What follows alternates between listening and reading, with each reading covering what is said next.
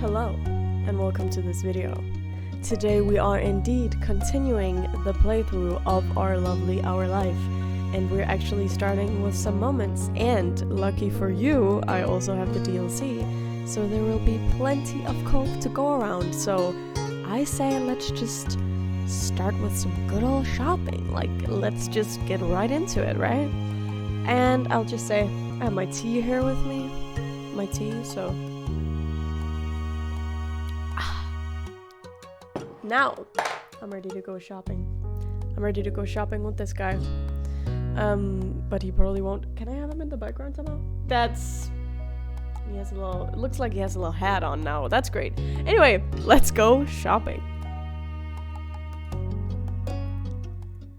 Come back before it gets dark, alright, sport? The familiar voice drifted across the street and drew your attention away from the snail you'd been watching and slowly across the pavement. Yeah. Cove waited in front of his dad, pushing his green hair back off his face, where the breeze was blowing it over his glasses. He looked to be paying only a mild amount of attention as he was being handed a few slips of green paper. Yeah. It reminded you of when you had first met Mr. Holden, although he's probably not paying Cove to be friends with himself. Good call. Cove's dad seemed to feel your gaze somehow, or maybe you made a noise because a second later his eyes were on you. He waved you over with a smile. He looked happy to see you, but you still felt a little weird for getting caught. You've got to learn how to be more sneaky. You brushed your hands together to free them of sand, then jogging over to join the two. Cove smiling at first, and then his dad. Rebecca! Hi, Rebecca! Or Rebecca, hi! Either way, right? How's it going? It's good to see you again. What excitement are you up to today, Rebecca? Taking a walk. I found a pretty cool snail across the road. There's lots of snails around here. Mr. Holden grinned at you kindly. After you finished answering the question, Mr. Holden's attention returned to Cove, who was preoccupied with folding the bills he had into a tiny rectangle. Oh, right, like that. I don't know, in my head he said triangle, so I was like, why would you do that? Quite interesting. Anyway, sounds fun. You know, Cove was about to hit the stores by the beach. Why don't you go with him? You gave a ready nod, turning to squint in the direction of the stores like you could see the goods they had to offer all the way from where you stood. Oh, is that okay? Yeah. I don't mind. Great, I'm sure you guys will have loads of fun. Mr. Holden reached into his pocket and pulled out a leather wallet filled with money. You found it odd, since your moms only ever seemed to have cards in theirs. Because they're more modern and he's more traditional, apparently. Anyway, here. He leaned in to pass a crisp 10 to Cove, giving him a wink and a whisper. Get something for your friend, too. Wink, wink. That was the worst wink ever. Anyway, sure. Good kid. That's my... Okay, he did not say it like that. He seemed quite defeated. Sure, probably more like that. That's my boy. Cove's dad ruffled his son's hair as he was straightening back up. The bill in his hand still held out towards the green-haired boy. Take care. Cove accepted the bill after a second and slipped it into his pocket. Then with one last nod to his dad, he turned and started walking. You followed after him, intrigued at the possibilities this outing might bring. Cove stayed towards the gentle tide creeping up the sand, and you fell into place beside him. It was a nice day. The sun was shining, and there weren't many clouds in the sky, though the wind coming off the ocean kept it from being too hot. You took in a deep breath, enjoying the scent of salt and ocean air. When you looked at Cove, he was dragging his feet through the sand a little, and you slowed down to wait for him. His eyes searched the ground intently. Are you looking for snails? Are you looking for shells? What is it? You didn't feel the need to ask why. Are you looking for shells? Because that's my jam. Cove startled a little at the sound of your voice and mumbled a sort of. If you see any, you can let me know. You could manage that. You dropped your rear to the sand, walking carefully so you didn't step on any. You were good at finding shells. You had a lot of them at home, and always found new ones whenever you visited the beach. The comforting sound of the waves filled the silence with pleasant white noise, and you played a little game with yourself as you walked along, getting as close to the water as possible without getting wet. Now, have we not all played that game? I know I have played that game. I've been to the beach a lot as a kid. I mean, as most people probably have. And I also as an adult, I guess, but a lot as a kid at the summertime. The summer hit different when you were a kid, I feel like. So that game is very, very resonating. It resulted in you having to run up to the sand quickly when a wave rushed in more than a few times. And although oh my god. Although Cove threw a few glances your way, he didn't say a word. You didn't either.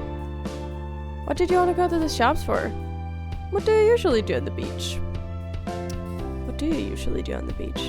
Lots of things. I like bodyboarding and volleyball and surfing and everything and stuff. The idea of standing in a big board while the waves propelled you toward shore was mystifying. I'm not allowed to surf. It looks hard. Not once you get the hang of it. I could show you sometime. But I'm also not supposed to surf right now because I have this. Lifted up one arm, showing off the glaring pink cask wrapped around his wrist. Yeah. That's sad for him. Cove still smiled though. You thought his nonchalant attitude towards the injury was pretty brave. I also like collecting stuff that's on the shore. Shells and dollars. Sand dollars, not ant dollars. I found a shark tooth once. You did? Cove stretched out his forefinger and thumb. It was this long. That was somehow both scary and delightful. No way! I mean it. I still have it under my bed. You'd have to remember to ask him to show it to you sometime. So, what about you? What do you do out here? I don't come to the beach a lot. I definitely do. I like swimming. I like looking at fish. I like to build sandcastles.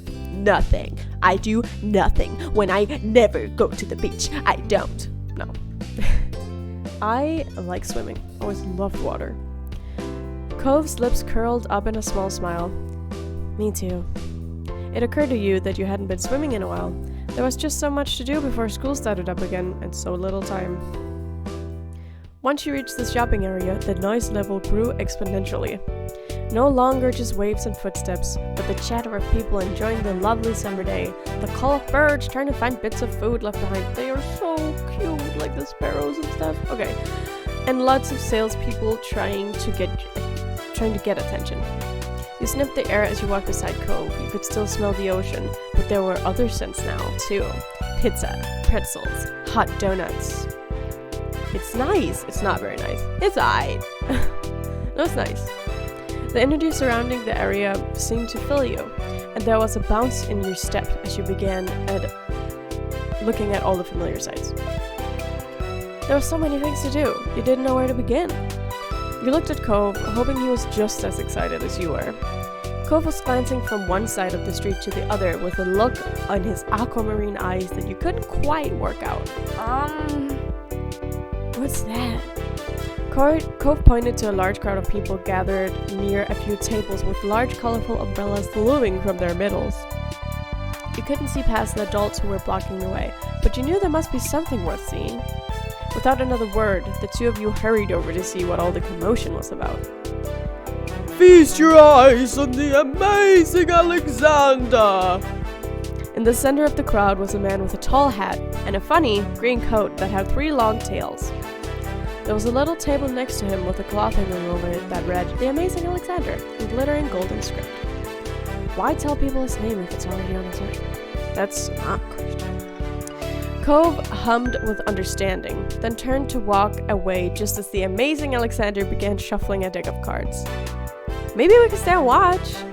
Cove glanced back at the man. He then briefly lifted up his arms. He then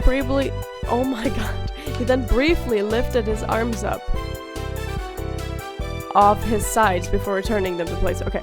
You grinned, waving for him to follow you as you raced back to stand in the crowd. That, it began. The magic man pulled out one card of the deck, showing it to the curious onlookers. It was a 4 of diamonds. Watch closely! You did, squeezing through a few of the adult onlookers to get a better view. Suddenly, the man snapped his fingers, and the card just up and disappeared. What? Yeah, yep.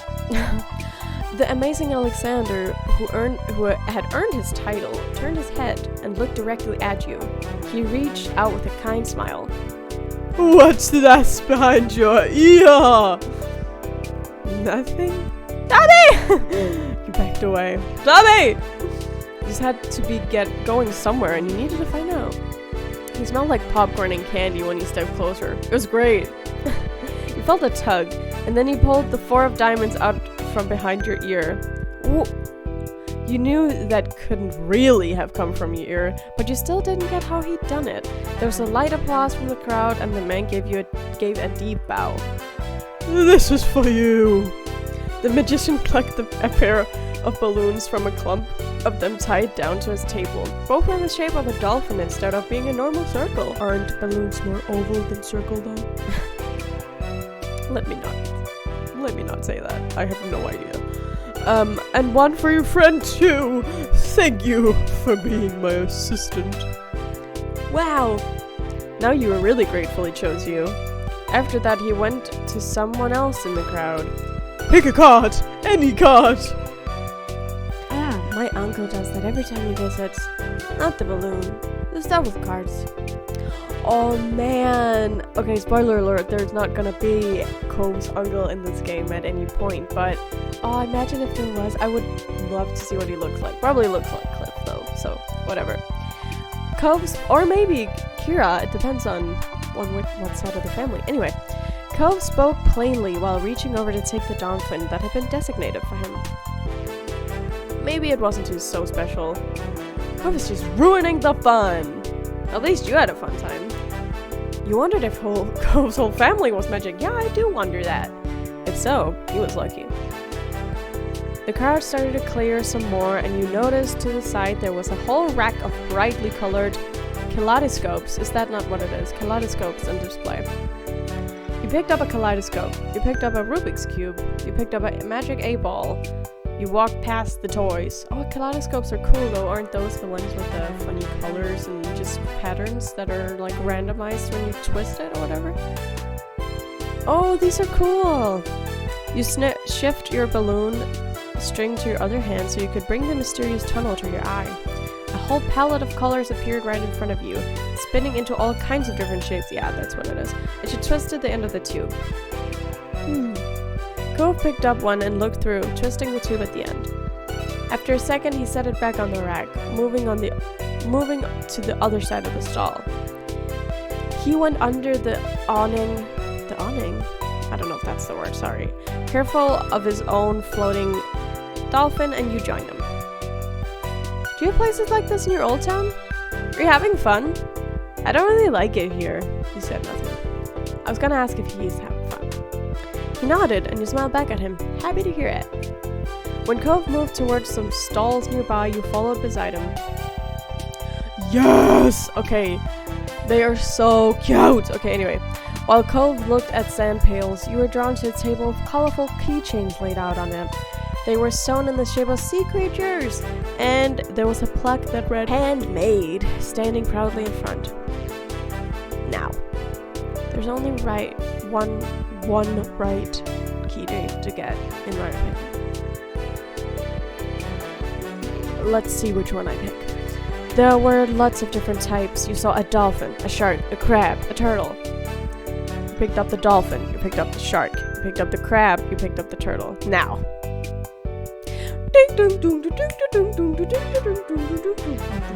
Okay, so there is only one right answer, and that is the crab. Your hand stopped on the crab, claws raised with a tiny smile on his face. Look how adorable little crab. It had big eyes and little legs, and the fabric was smooth when you picked it up. You had seen a few crabs at the beach before, though they usually scuttled away before you got the chance to look at them closely. Yeah, they were going to a rave, okay. You like the idea of having a crab all of your own. even if it was just a soft animal. You were instantly enamored. Hell yeah. Checking the price though, your heart fell. $6! You didn't know much about money, but you thought that was a lot to spend on one thing. You rarely had more than $5 bill to your name. Though that changed the way you met Cove and his dad. You still had the $20 bill Mr. Holden gave to you hidden away in your room. There we go. It was a great sum of money, but you couldn't spend something that was at home instead of in your pocket. Maybe you'd have to ask your moms to bring you here again one day, now that you knew what you wanted. Is that what you want? Huh? Oh, it's $6. I didn't bring any money. Alright, it's fine. Really? Are you sure? Hooray! You don't have to. I don't want you to get it from me. No, I would be ecstatic. Cove took the keychain from your hands, and that was that. He was holding a small yellow bucket for himself too. I was always gonna get you something. I already got the money for it. He smiled, pleased to have things work out. It was nice of Cove's dad to let Cove buy something for you too. You had to remember to thank him next time you saw him. After Cove paid, the two of you stepped out of the store side by side, your balloon dolphin knocking together and spiraling around in the air. I also spiral. Tea time.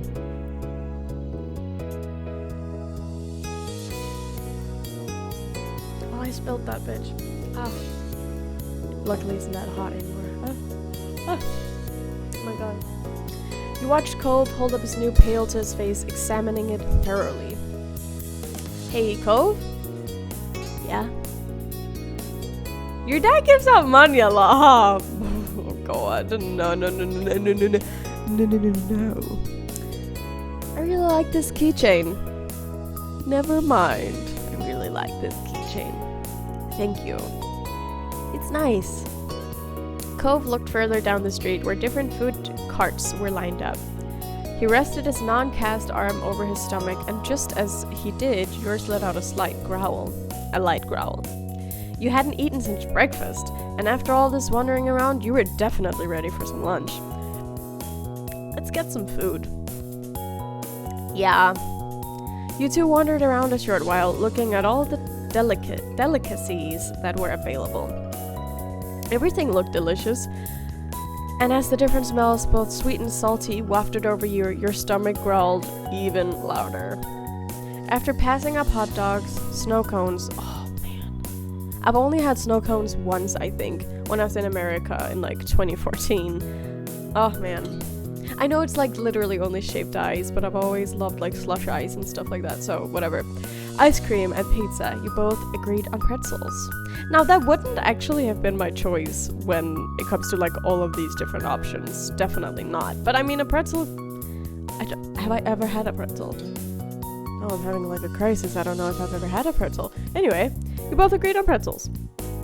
Cove got something sweet and cinnamony, and you... salty all the way.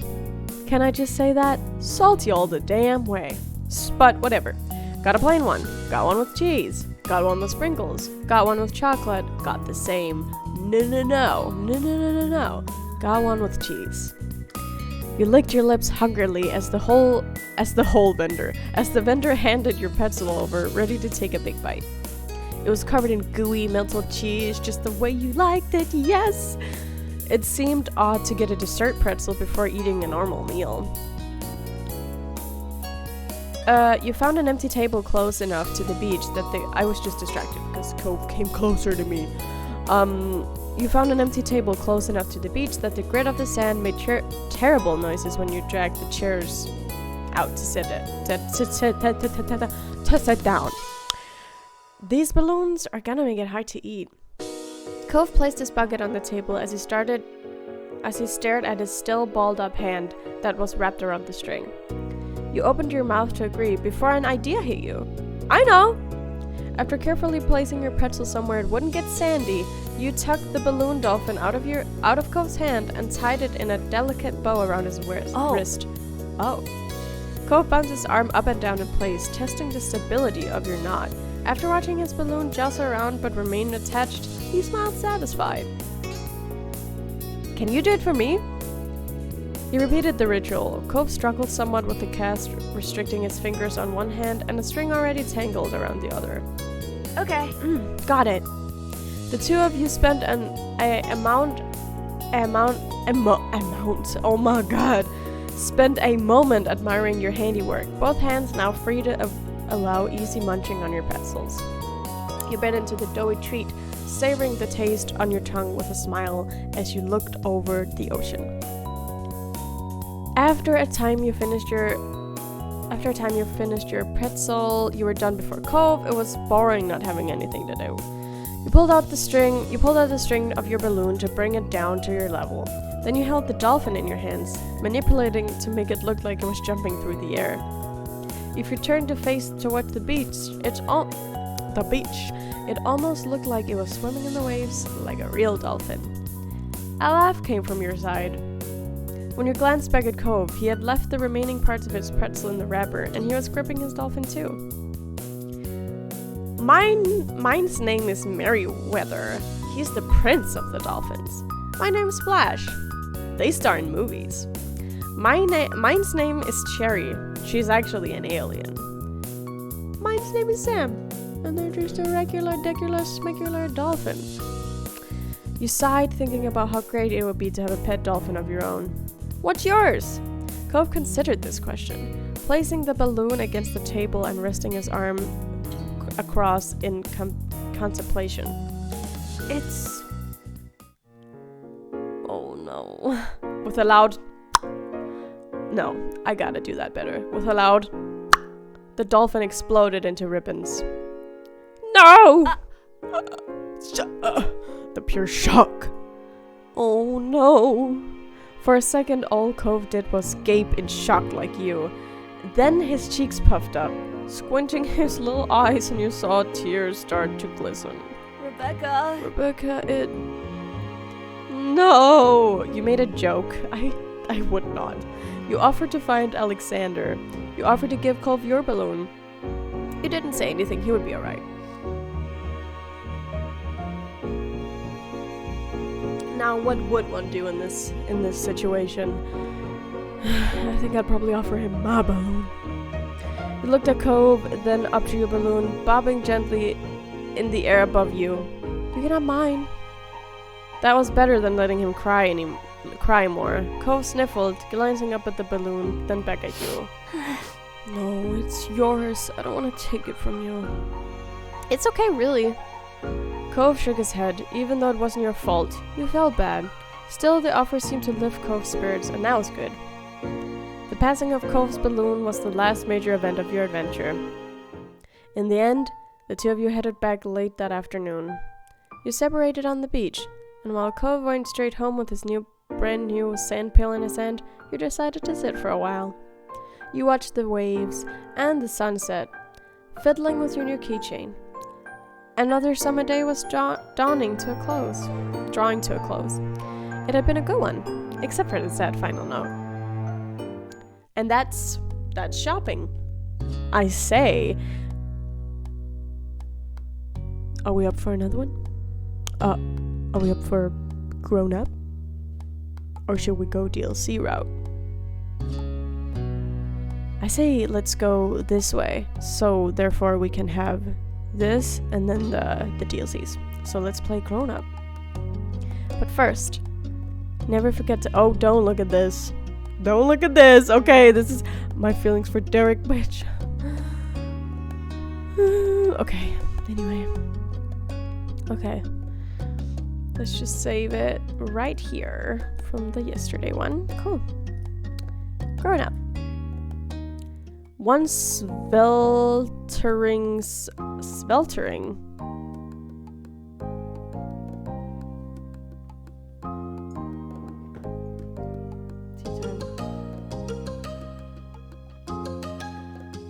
One sweltering. Like svelte? Interesting.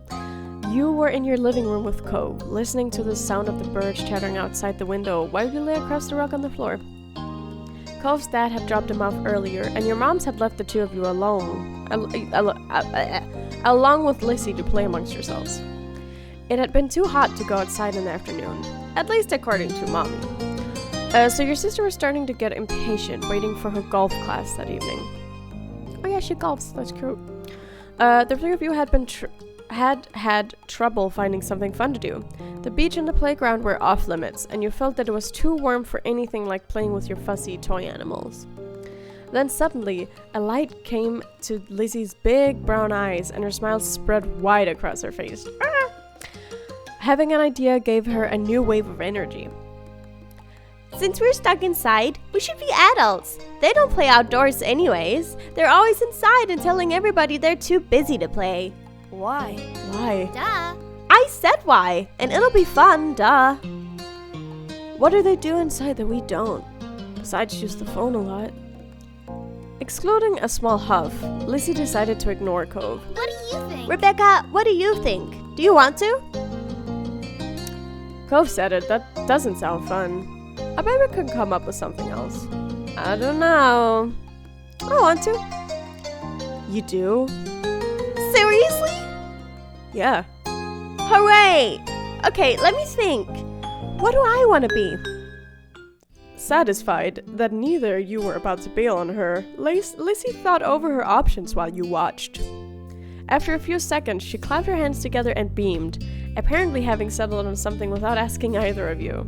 Okay, I'm gonna be a professional golfer. Rebecca, you and Cove can be a beach volleyball player, a gymnast, or a tennis player. Why can't we pick anything we want? Because I have a fun idea, that's why. And we have to play sports as adults? Yep. But there's other kinds of sports too. Right? It isn't the same. What do you think, Rebecca? Don't these choices sound super cool? You want to be that, huh? Oh my god. I kind of like those. It really doesn't. It sounds like a blast. Is there anything else we can be? You nodded. Maybe not. Okay, so I did not play a lot of sports growing. Okay, that's actually sort of a lie because I did play or go to a lot of sport. Whatever. I did the dang thing. I was a swimmer for a while. I went horse riding. I rode horses. And I was a gymnast for a while too, and I danced. Dance was a big thing in my later years. What else did I do? What other sports did I do? So none of those sports. I never really played like a ball sport, although badminton would have been fun. But anyway. Isn't there anything else I can be?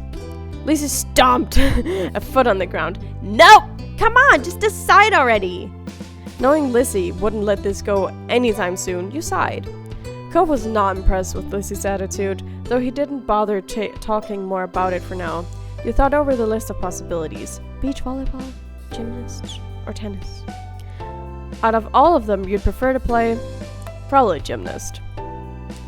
If you couldn't spend the afternoon doing cartwheels and handstands in the backyard, then you might as well practice them inside. There wouldn't be as much space as there was outside, but you could still try. Yes, that was clearly the top option. Okay, I'm gonna be a gymnast. Alright. How about you, Cove? I pick volleyball. I should have known. Okay, so, Rebecca, you're a famous gymnast, and Cove, you're on a popular beach volleyball team, and Lizzie's ponytail bobbed when she proudly stretched her arms wide. We're Olympic athletes who just completed the Olympics. Cove didn't seem at all impressed with the announcement. He made a face and adjusted the glasses on his nose. That's really specific. Rude. That's what makes it fun. Anyway. Lizzie marched back and forth in front of the both of you, getting lost in her own imagination. I won all gold medals, and people are calling me the next Mickey Wright. Who's that? Lisa stopped on the spot and turned on him, her brown eyes shining with impatience. It doesn't matter if you know who she is. It's a golf thing. You guys won medals, too. Cove, your team was bronze, and Rebecca, you barely missed out on the gold and got silver. It's more real if we're not all first place. Lizzie. Silver sucks! I don't want Silver now. He was my favorite hedgehog, so don't even play. I'm okay with that. Hey, we can do better than Silver. Silver's not bad. Nice. You stayed silent. Now I don't know, We can do better than Silver. You pouted at Lizzie, unhappy with the decision. Rebecca's right. Sorry. Lots of people lose at the Olympics. Them's the breaks. Then you're the one who did, not me. Oh no. Lizzie looked taken aback by Cove's declaration, as though the thought of her losing was completely absurd.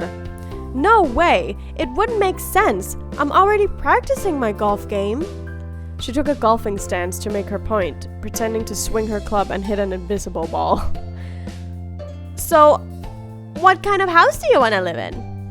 Cove hadn't changed his mind about winning, but thinking about where he'd live in as an adult appealed to him, apparently, because he looked back at Lizzie with some of the anger fading. I'm going to live on the beach. Lizzie made a face at him, poking out her tongue. That's kind of boring. We already have that. No, like the normal houses were here with the street on it, right on the sand by the water. Just like that, all the tension was back. Oh no. You hadn't even had a chance to choose where you would want to live. That's not very funny or smart, Cove. You can't live on a bunch of sand and shells. But I want to, and I will. Cove narrowed his eyes at Lizzie, even though she stood half a head taller than him. You didn't give out a list of things to pick from this time, so I'm picking that. Why are we even playing pretend if we can't imagine anything? Jeez. Well, I'm gonna live in a mansion far away from here and far away from you. Yikesies. One with an indoor pool and a place to practice my award-winning golfing. It's not fair. How come you were yelling about mine when your idea is even more impossible? Lizzie's face flushed red, her hands balling into fists at her side. It's not impossible, and it's better than yours. Disagreements always seemed to crop up when the two of them were together, and you always felt like you were stuck in the middle. But when it came to the topic at hand, this time you thought being on the beach was cooler. You preferred a mansion. You wanted to agree with Lizzie. Cove was right. You were tired of deciding between either of them. I mean, definitely. I feel like you really would be. So let's sip the tea. No, I think I would really also be annoyed. You know what? Neither one of y'all.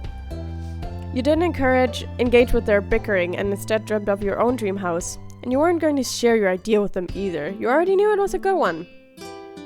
You can swim whenever you want if you live on the beach. We can still swim anytime we want from where we live now. Being a little closer doesn't mean anything. Says you. Oh no, it's about to get bad. The two of them scowled at each other. You're being so unreasonable! You! I don't get what you want. This game doesn't make sense. It does! You have to be realistic. I said that! But you're not! You had no idea what to do to make them stop at this point. It seemed like the two of them would just keep working each other up as long as they could. Nothing you'd said so far had kept them from being mad. Thankfully, like a greeting card angel, Mom walked into the room. Lizzie rushed to her, hanging onto the hem of her skirt and poking out her tongue at Cove. Lizzie, Rebecca, it's time to go get ready. You alright with that? Sorry you have to leave already, Cove. Their mommy said she'll walk you home, so you won't be left in the cold. Cove was still glaring at Lizzie, his face flushed red with anger. I can go by myself. But... Bye. Bye, Rebecca. There was still a harsh edge to the brief farewell, but you knew it wasn't you he was mad at. Without giving Mom a chance to stop him, Cove stood up and stalked out of the room, shoulders drawn tight. Huh? Okay. Worried, Mom turned to look down at you and Lizzie. You were playing nice with your new friend, weren't you? You told the truth! You lied. Okay, so I'm about to go on a little bit of a tangent right here. Just stay with me, okay? Just have a slight story time. So when I was young, there was this girl in my class. It was like preschool, so I didn't even start school yet. Who was from Australia, which I thought was very, very exciting. And she got a lot of attention. Now, of course, I wanted attention too, as you do as a little kid. And so I told the teachers that I was from Africa and that it was also my birthday. My birthday is in January. It has already passed. No, neither of those things were true. And the reason why my parents found out was because the teacher told my mom, you know, when it's the kid's birthday, you usually like bring a cake or something. And my mom was like, but it's not her birthday though. Like, but it's not her birthday though. So therefore, my mom was like, what? Why would you tell them that it's your birthday? It's not your birthday. And she also said something about being from Africa. And my mom told my dad, and my dad was like, I don't want a lying girl. So in Danish, that's loopy. And so I just think that this is really funny because I didn't really lie. I was just like, I didn't usually lie, but I was just being like a pathological liar in that moment and being like, I'm from Africa and also it's my birthday, double attention, whoop! So I did not want to lie after being a lying girl. I don't want a lying girl, was what my dad said. So I kind of want to lie just because that's funny. But you know what? Rebecca Love is not like this Rebecca, so she told the truth. Sorry for that story time. Anyway, you told the truth. We were playing Betrand, and things got intense. They were like cats and dogs. Your sister's jaw dropped, looking betrayed, as Mom put both her hands on her hips. Elizabeth! I told you to be kind to him. He's having a hard time right now. Lizzie's mouth closed back up, replaced by a tiny frown. I know. I tried, but he was... That's no enough. buts. We both know you can show someone a great time when you put your mind to it. We're gonna apologize to Cove and his dad over the phone when he gets home from work tonight. Lizzie hung her head, dragging a foot across the ground in front of her. Okay, Mom. Good girl. You caught pieces of Lizzie sulking to herself about how it was his fault too, but it was over. Right, we better get a move on. Let's go. Let's go, kids. Nolani? Where did you leave the car keys? Mom hustled you all out the door, and you noticed during the car ride to golf practice that Lizzie was quieter than usual. She was usually the first one to request which music to listen to in the car, but she didn't say a thing. Your parents noticed, and she wasn't in a mood to be bothered. They gave her space, and Mommy just asked what you'd like to listen to. You picked your favorite song. It always made the car ride more fun. You chose the soundtrack to a cool movie you saw a couple months ago. You chose a song that you knew Lizzie liked. Maybe that would cheer her up. And I would totally do that, so. You were happy to see it brightening her up right away, and she started singing along with you. Soon enough, her bad mood was a thing of the past. When the car ride was over, you spent the twilight hour watching Lizzie hit things with other girls her age. You didn't know much about golf, but you could tell that you really liked it.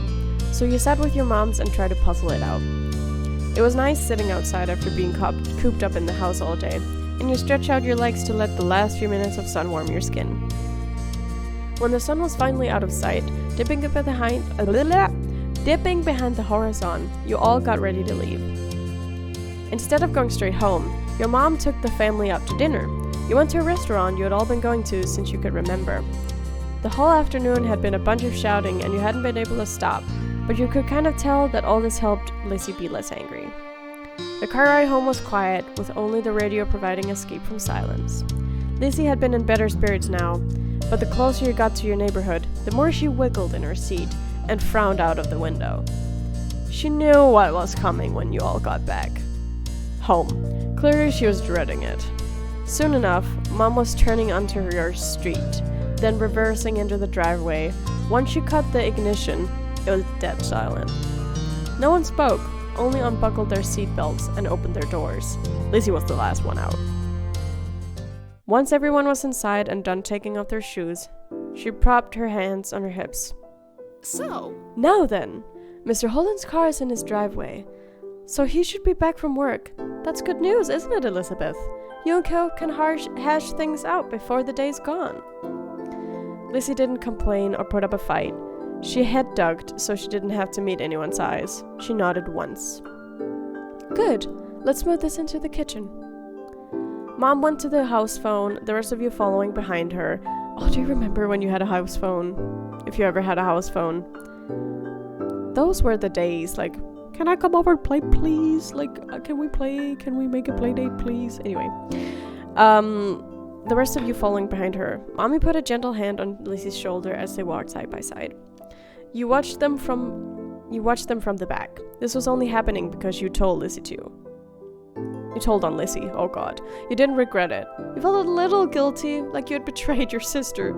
Oh no. You hadn't liked doing it, but you had to. It was her fault doing it in the first place. No, you felt a little guilty, like you betrayed your sister.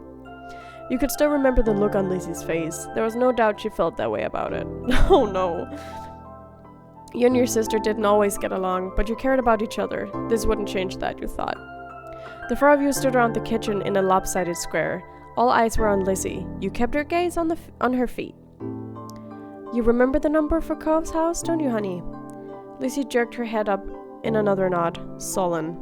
Without further prompting, she stepped forward and began to dial. Yay. Mom reached over and pressed a button on the base. Suddenly, you could hear the phone ringing. She turned on the speaker. The phone rang a couple of times, then stopped. Mr. Holden's warm voice came through the other end. Evening, Holden residence. Lizzie looked over at Mommy, unsure. She nodded encouragingly. Hi, Mr. Holden. It's, Lizzie. Can I talk to Cove? Absolutely. Lizzie, love, what a surprise. But of course you can say hey to the boy. He sounded cheery as usual, though definitely meant it when he said it was a surprise. You thought hard. You were sure that your sister had never called Cove's house before. Mom spoke up before Mr. Holden or Lizzie could say anything more. Her arms were crossed over her chest, her lips pursed. Hi, Cliff.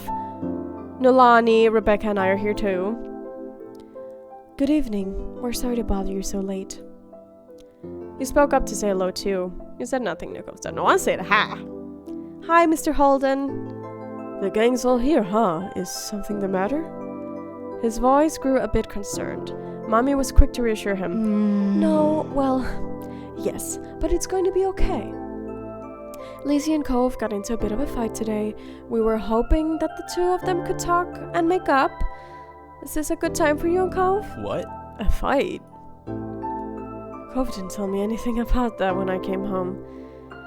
It does explain the funk he's been in tonight. He chuckled lightly. Despite that, it didn't seem like he really thought it was funny. Anyway, it's good you didn't catch us at a bad time. I'll go grab him for you. There was some shuffling on the other end. He must not have gone far because you could still hear him calling out. Cove, there's someone on the phone for you! After a beat of silence, there was nothing that was more muffled talking from Cove's dad. Come on, bud. Lizzie called so she could talk to you. Are Rebecca's you on sure? there, they're listening too. Don't you want to say hi? It took a bit of back and forth, though the conversation seemed one-sided since you couldn't hear Cove properly. Eventually, Cove took the phone from his dad. Hi. Hello?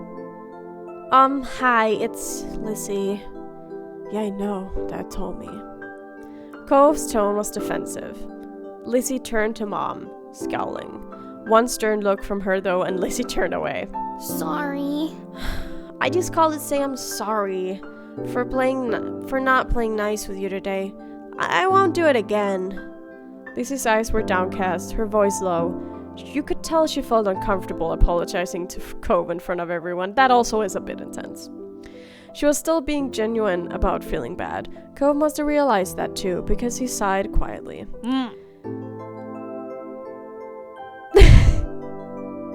Yeah, me and Rebecca should get gold too. That's right, Lizzie had kept denying you two what you deserved. Lizzie was momentarily stunned. The woman was too stunned to speak. Lizzie was momentarily stunned silent by the demand. She probably forgot that had even happened already. All right. We all win the gold. Okay. I guess I'm sorry too. A sense of relief washed over everyone at his acceptance of the apology.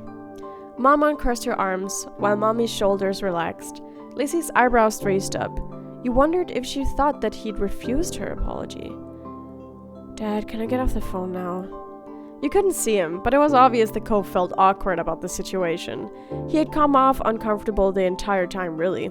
Yeah. Yeah, you can go back to your room if you want. Be sure to say goodbye first, though. Bye, Lizzie. Bye. Bye. Bye, Rebecca. Okay, that was... Bye, Rebecca. Okay. You perked up at the mention of your name. You smiled, even though you couldn't see it. Bye, Cove. With that, Cove must have handed the phone to his dad and left, since Mr. Holden spoke up. That's a relief. That's well, and all's well, and that ends well, as they say. Thanks for arranging this. I'm sure he appreciates it. As Mom replied, Lacey tugged on Mommy's hand to catch her attention. Can I go now too? Good job. Sure, sweetie. Thank you so very much for apologizing to Cove. Mom flashed a brief smile at Lacey with a nod in her agreement. Given permission to leave, Lacey scurried off towards the stairs. She seemed to be feeling much better with the incident behind her. Mom and Mommy returned to the phone, taking it off speaker. They continued to talk to Mr. Holden. You couldn't tell what about. You were glad that was the end of it all. Lacey and Cove might not get along, and probably still won't, but they weren't mad at each other anymore. Mom and Mommy weren't upset either. Everything was finally back to normal. With that, though, you retreated to your own room with a spring in your step. And that was shopping and grown up. I think I will be doing 2 at a time, because I've been recording for a long time now as well. So, yeah. Thank you so much for watching this episode of my playthrough of Our Life, beginnings and always. And I will see you in the next one. Bye! And oh, can't forget. Bye!